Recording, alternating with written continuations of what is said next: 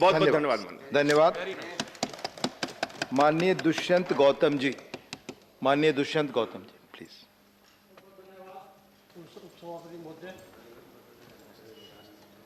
अभी मैं सुबह से बैठा हुआ विपक्ष की सारी बातें सुन रहा था और मुझे बड़ी खुशी है कि विपक्ष ने अपनी विपक्ष की भूमिका निभाते हुए अपनी बातों को रखा, लेकिन अंत में हमारे लिए ये करना चाहिए, ये अपेक्षा काम करने वाली सरकार से होती है। उनको भी लगता है कि मोदी है तो मुमकिन है, उसके अलावा कुछ नहीं हो सकता।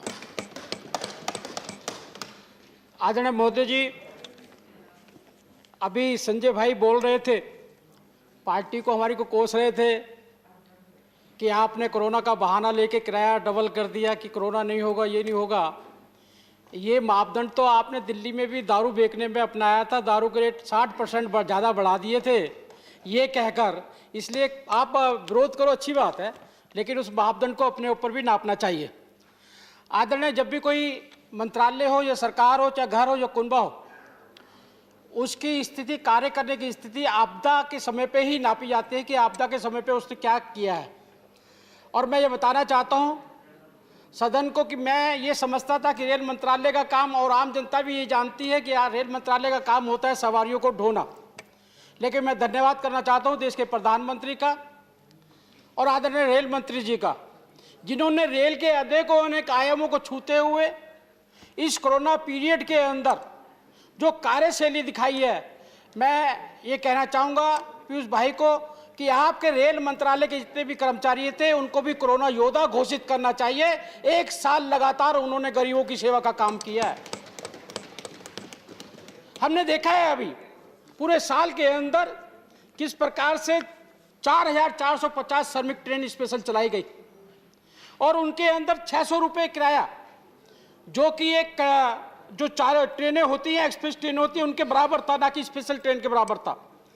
60 लाख लोगों को गंतव्य स्थान पर पहुंचाया गया और सिर्फ 15% ही किराया वसूल किया गया और 85% केंद्र सरकार को वहन करना था। लेकिन ये कहते हुए मुझे बड़ा दुख हो रहा है कि इसके अंदर भी राजनीति बहुत बड़ी की गई। एक सरकार, ऐसी सरकार जो कहती है बिजली फ्री देंगे, पानी फ्री देंगे, उनका वोट हथियाने के लिए, उनका वोट लेने के लिए, लेकिन जब उनके जान माल की रक्षा की बात आई तो उन्होंने हाथ खड़े कर दिए। 15% किराया भी वो नहीं दे सके।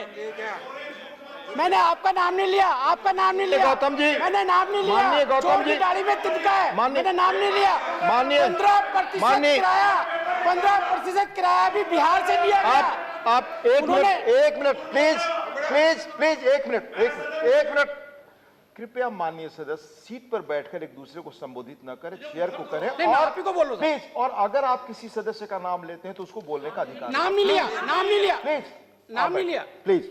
मैंने किसी पार्टी का नाम नहीं लिया है। पीछे न बोले प्लीज। मैंने किसी पार्टी का नाम नहीं लिया है, किसी व्यक्ति का नाम नहीं लिया है।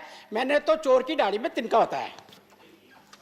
मैं ये कह रहा हूं कि 15% किराया भी बिहार को जाने वाले कर्मचारियों जो देना था लेबर को, उस पर भी उन्होंने हाथ खड़े कर दिए। और सबसे बड़ी दुख की बात है, यहां पर एक पार्टी, जो उस पार्टी ने अपने नेता के कहने से कहा था कि 1000 बस हम यहां पर बॉर्डर पे लगा देंगे, यूपी के बॉर्डर पे लगा देंगे, मिर्चें उनको भी लगेंगी। 1000 बस की बजाय 150 ऐसी बसें लाके खड़ी कर दी। और जो कर्मचारी वहां से, उस स्टेट से बिहार को जाने वाले थे, उनके लिए कोई भी सुविधा मुहैया नहीं कराई। और सुविधा के नाम पर वहां की पुलिस ने उनको ट्रकों पर बैठा दिया, जो कि बाद में एक्सीडेंट होने के बाद उनकी कुछों की मौत भी हो गई। ऐसा व्यवहार इन्होंने, जो कहते थे हम गरीबी हटाएंगे, गरीबों को निपटाने के लिए इस कोरोना पीरियड में काम किया। और सबसे बड़ी बात है, क्या आदरणीय प्रधानमंत्री जी ने कहा था स्टे एट होम। हमारे पार्टी के और हमारी सरकार के सब एक मंत्रालय, एक व्यक्ति इसका पालन करते हुए साथ साथ कोरोना के योद्धाओं के लिए, कोरोना से पीड़ित लोगों के बीच में आके खड़े हो गए और उनके मौत से मुंह से बचाने का काम किया है। लेकिन विपक्ष ने स्टे एट होम का पूरा 100% पालन किया है। इसलिए आज देख रहे हैं आप, अन्यथा नहीं लें, स्टे एट होम का कारण ही है कि पांडिचेरी हो, जम्मू कश्मीर हो, चाहे नीचे केरल हो, चाहे आप वेस्ट बंगाल भी देख लेना, सभी जगह जनता ने इनको स्टे एट होम कर दिया है। आदरणीय मोदी जी, प्रवासी कार्यकर्ता प्रवासी मजदूरों को लाने का जिस प्रकार से काम हमारी सरकार ने किया है, मैं आदरणीय रेल मंत्री जी का बहुत बहुत धन्यवाद करना चाहता हूं। आदरणीय, इस कोरोना पीरियड के बावजूद भी हमारे मंत्रालय ने, रेल मंत्रालय ने एक रिकॉर्ड तोड़ माल ढुलाई का काम किया है। और ये ऐसे ही नहीं किया, हमने उनके शक्तिशाली इंजन लगाकर, अपने आत्मनिर्भर अपने देश से बने हुए इंजनों को लगाकर ये कार्य किया है और एक अद्भुत कार्य है। मैं रेल मंत्री जी को धन्यवाद देना चाहूंगा, जो रेल मंत्रालय का काम ही नहीं था, उन्होंने अपने डिब्बों को वेंटिलेटर से सजाकर, हर प्रकार से साज धजा कराकर इस महामारी से मुकाबला करने के लिए अपने आप को पूर्णतः तैयार करने का काम किया है। और यही नहीं, आदरणीय महोदय जी, हमने इस दौरान के अंदर आधुनिक प्लेटफार्म, आज आप प्लेटफार्म देखते होंगे, पहले एक प्लेटफार्म हुआ करते थे जहाँ गंदगी हुआ करती थी, रेलवे की पटरियों पे शौच हुआ करता था और लोग वहाँ पे रुक भी नहीं सकते थे। आज एक हम बहुत बढ़िया एक पोर्ट की तरह हम प्लेटफार्म देने का काम कर रहे हैं। और ये नहीं, साफ सफाई के मामले में एक स्वच्छ भारत जो प्रधानमंत्री जी ने कहा था, उसको सार्थक करने का भी काम हम कर रहे हैं। रेलगाड़ियों के आधुनिक इंजन, आधुनिक डिब्बों तक बड़ी मात्रा में इस्तेमाल होने वाला सामान, टेक्नोलॉजी अब भारत में अपनी बन रही है। हम आत्मनिर्भर भारत का जो सपना देश के प्रधानमंत्री देखते हैं, हम उसको पूरा सार्थक करने में बहुत बढ़िया कामयाब हुए हैं। और यही नहीं है, आज हमने विश्व में, संसार के अंदर सबसे बढ़िया एयरपोर्ट के समतुल्य हमने अपना रेलवे टर्मिनल बनाया है। 314 करोड़ रुपया खर्च कर एम विश्वरैया नाम से जो रेलवे स्टेशन है, उसको बनाने का हमने काम किया है। और यही नहीं, AC 3 tyre economy class coach बनाए गए हैं। आधुनिक सुविधा, आरामदायक सफर के लिए वो लोगों के लिए उपलब्ध रहते हैं। और सबसे बड़ी बात है, हमने इस काल के अंदर रेल मदद पोर्टल बनाया है। उस पोर्टल के माध्यम से बिछड़ों को मिलाने का, बीमार यात्रियों को मेडिकल सहायता पहुंचाने का, गुम हुए पार्सलों को मिलाने का और ढूंढने का भी काम हमारे द्वारा हो रहा है। और मानवतापूर्ण एक सबसे बड़ा काम, हृदय से छूता हुआ काम हमारे मंत्रालय ने किया। नेत्रहीन स्मार्ट विंडो सिस्टम गया, हमने वहां पे CSMT स्टेशन पर नेत्रहीन दिव्यांग यात्रियों के लिए सुविधाओं की जानकारी के लिए ब्रेल साइनेज की व्यवस्था की है। आज किसी भी हमारे दिव्यांग को किसी प्रकार की कोई समझने की कोई परेशानी नहीं होने वाली वह है। आधुनिक तकनीकी से हमने हावड़ा नई दिल्ली राजधानी एक्सप्रेस में स्मार्ट विंडो सिस्टम दिया है। इसके द्वारा सिर्फ एक स्विच की मदद से ही हम विंडो को, शीशों को अपनी सुविधा अनुसार पारदर्शी या अपारदर्शी बना सकते हैं। और यही नहीं, हमारे सामने जब भी कोई भी चुनौती आई है, चाहे देश की कैसी भी चुनौती हो, हमारे रेल मंत्रालय ने आगे बढ़कर उसके अंदर काम किया है। आपको मैं बताना चाहता हूं, ऑपरेशन ग्रीन्स योजना के तहत किसान रेल स्पेशल चलाई गई, जिसके अंदर सब्जियों, फलों के परिवहन पर 50% की सब्सिडी दी गई। उसका परिणाम ये निकला कि आज हमारे किसान अपनी सब्जियों को लेकर अन्य बाजारों में आसानी से जा सकते हैं। हमने इस दौरान के अंदर आय वृद्धि हेतु किसान रेल में 70 टन अंगूर, 166 टन प्याज नागरसोल महाराष्ट्र से गोड़ मालदा पश्चिम बंगाल भेजा गया है। तेलंगाना की पहली किसान रेल की वारंगल से बरसात तक हल्दी के परिवहन के साथ हमने शुरुआत की है। पहली बार हमने किसान रेल की कल्पना की, छोटे किसान का माल बिकता नहीं था।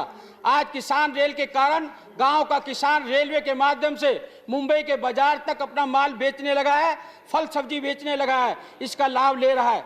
छोटे किसान को फायदा हो रहा है। किसान की आय में वृद्धि करने के लिए हमने उनकी उपज को विदेशी बाजारों में तक भेजने का हम सहायक बने हैं। और यही नहीं, इन प्रयासों से गोरीगंज अमेठी कृषि निर्यात के हब बनाकर हमने 55,000 टन गेहूं बांग्लादेश को भी निर्यात किया है। किसान रेल और किसान उड़ान के माध्यम से बड़े बाजारों तक छोटे किसानों को पहुंचाने में मदद मिली है। किसान रेल कहने को तो सामान ढोने वाली व्यवस्था है, लेकिन उसने दूर सुदूर के इलाकों किसानों को किसी दूसरे राज्य में दूसरे बाजारों के साथ जोड़ने का काम किया है। आदरणीय महोदय जी, रेलवे द्वारा चलाई गई किसान रेल महाराष्ट्र के चीकू सहित अन्य फल व सब्जी उत्पादक किसानों को आय वृद्धि के अवसर प्रदान कर रही है।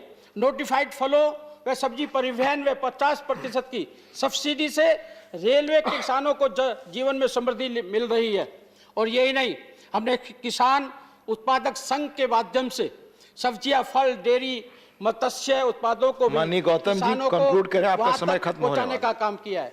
और यही नहीं, हर क्षेत्र के बावजूद भी हमने महिला सशक्तिकरण भी रेलवे ने प्राथमिकता पे लिया है। हमने नारी शक्ति की मिसाल भारतीय रेल दीनदयाल उपाध्याय यार्ड से चली। ट्रेन की लोको पायलट पूरन कुमारी थी, सह लोको पायलट ज्योति कुमारी थी और गार्ड ज्योति कुमारी।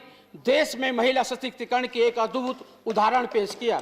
और ये नहीं, पारदर्शिता को आगे बढ़ाने के मामले में प्रधानमंत्री जी के नेतृत्व में पारदर्शिता को बढ़ावा देते हुए रेलवे ने कॉन्ट्रैक्ट पर कार्य करने वाले श्रमिकों को श्रमिक कल्याण पोर्टल द्वारा पेमेंट करना सुनिश्चित कर किया है। इससे उनकी न्यूनतम मजदूरी के भुगतान की प्रक्रिया में पारदर्शिता आई है।